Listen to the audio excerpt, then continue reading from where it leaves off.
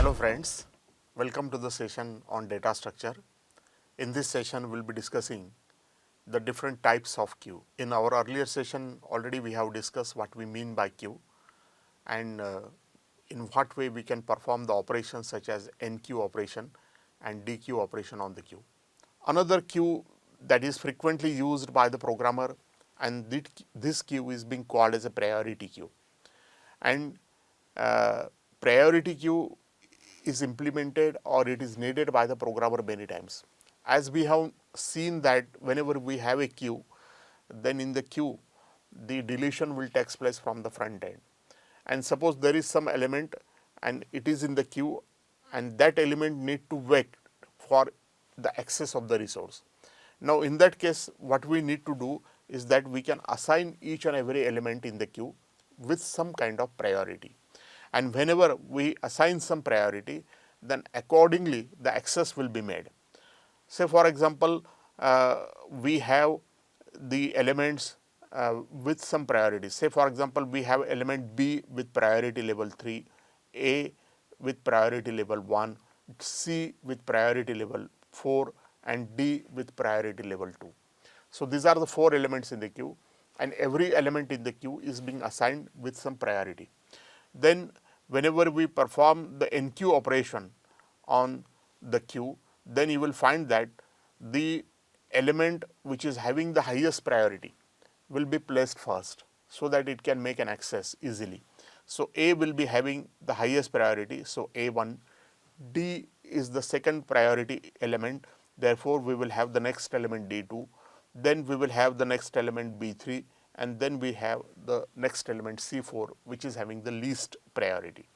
So every element will be having a form where there will be some element value, along with it, it will have some priority level, and this priority level can be in the form of integer numbers such as 1, 2, 3, 4, and then accordingly the NQ operation will be done and then the elements are arranged with priority levels, and such a queue we call it as a priority queue. As shown in this window, one can easily observe how we can form a priority queue. So element that are having the highest priority will be processed first and the elements which are having lower priorities will be processed later. So this is very important because otherwise what will happen that whosoever or whatever is the element that will be making a first entry into the queue will make an access to the resources first. But many times we do not want this to happen, and in such a case we can assign certain priorities to the elements by forming a priority queue. So we can say that the elements, if there are certain elements which are having the same priority, it may be a case where the elements are holding the same priority. In that case we can use this simple principle of FIFO, first in first out principle, and accordingly we will process the elements. So there are chances that in the priority queue some elements may have the same priority, and in that case we can make the use of this principle of FIFO. So this priority queue, as I said, is very important because whenever we are using some time sharing systems, then in the time sharing systems the programs that have the highest priorities will be processed first by the CPU, and the programs that are having lower priority will be processed later by the CPU. So in time sharing system normally there is one big CPU or processor and that is being used by the many people. So operations such as insertion and deletion can be performed on the priority queue. As in case of linear queue, you will find that in priority queue also we can perform the operation and deletion. And it is possible that whenever we want to implement the priority queue, then the priority queue can be implemented by making the use of double-ended queue. So you can make the use of double-ended queue, where the double-ended queue itself can be implemented by using the array data structure or by using the linked list data structure. Items in the priority queue are being ordered by some key. As I said, there should be some key element such as integer value of the element, and that integer value will represent whether it is having higher priority or lower priority. So the key element is being used to indicate the priority level, and they are always on the front means the element that are having the highest priority, they should be on the front, and the elements of the lower priority can be on the rear. So there are different applications of the queues. Some of these applications are being discussed in the slides. Say for example, queues are very widely used when people go on writing the programs for operating system. Say, as I said, suppose you have some processor or you have some processes getting developed, then these processes can be managed by making the use of the queue. Many times whenever we use some kind of hardware within our system, then the hardware generates some hardware interrupts, and these hardware interrupts are being formed in a queue, and then they are processed by the CPU.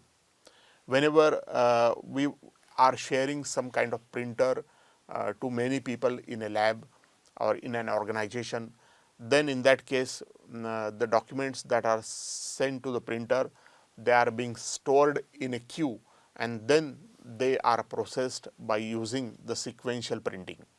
In networking also, we can make the use of the queues. Say for example, whenever we have a packet switching, the data packets in the networking are being queued in routers. They are then transmitted. Whenever we want to make some management of the bandwidth, then the queues are used in managing the network traffic. There is a huge traffic on the network, and this traffic can be managed by making the use of the queues. In call centers, the customer service calls are also queued, and then they are assigned to the representatives, because normally the set of representatives is small and the customers are more, and therefore service calls are more. And therefore in such a case also a kind of queue is being formed for the customer service calls, and then accordingly they are assigned to the various representatives. In data processing also, we can make the use of the queues, such as whenever we want to schedule a task, or whenever we want to make the use of communication between the services in the distributed systems, then in that case we can make the use of the queue. Or whenever we are streaming the data in the real-time data streams, video buffering, or whenever we want to make the use of sensor data, then in that case also we can make the use of the queue.